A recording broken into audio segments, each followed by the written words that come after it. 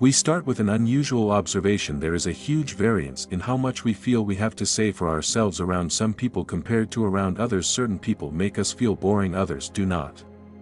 We tend to evaluate people on how interesting they are, but we're thereby liable to miss a more acute and relevant issue.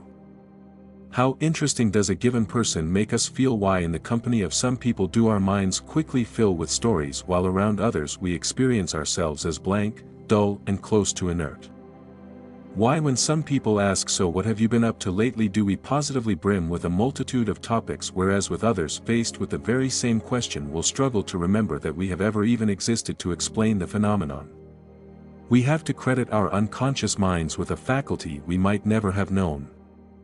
We possess throughout our interactions with people. We are continually picking up on small clues as to how much our interlocutor is understanding and appreciating of what we're saying. When we mention a given issue, how much do their eyes light up? How much can they follow?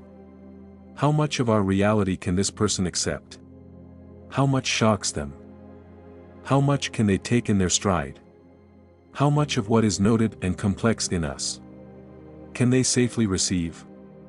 How much of our reality would we need to hide from them to spare them and therefore us? An alarmed or censorious response from the answers to these multiple data points we come without typically even realizing we've done so to a broad and active conclusion.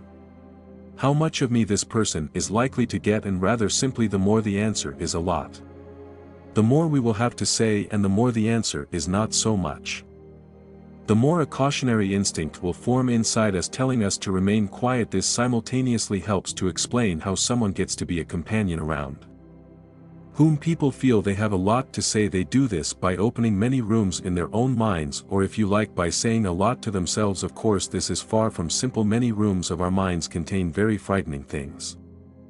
Indeed, areas of properly daunting loss, pain, horror and chaos which we can be forgiven for never wanting to go anywhere near. Yet a person will feel interesting precisely to the extent that they have become a brave and relaxed wanderer inside their own minds, that they have become familiar and one could almost say at ease with things that are sad, dark, agonizing, potentially shameful when they're at home with their own anxiety, grief, strangeness and silliness. So by a beautiful principle of reciprocity they will be at home with ours as well. Where they have gone we can follow, because they have talked to themselves we will be able and keen to talk to them.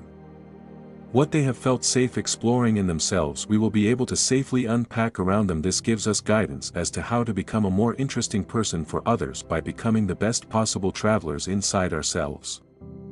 We need to open as many doors to our psyches as we can, for this will simultaneously surreptitiously let out a signal to others that we will be a safe recipient for all of their smaller, more private, less often mentioned observations and feelings.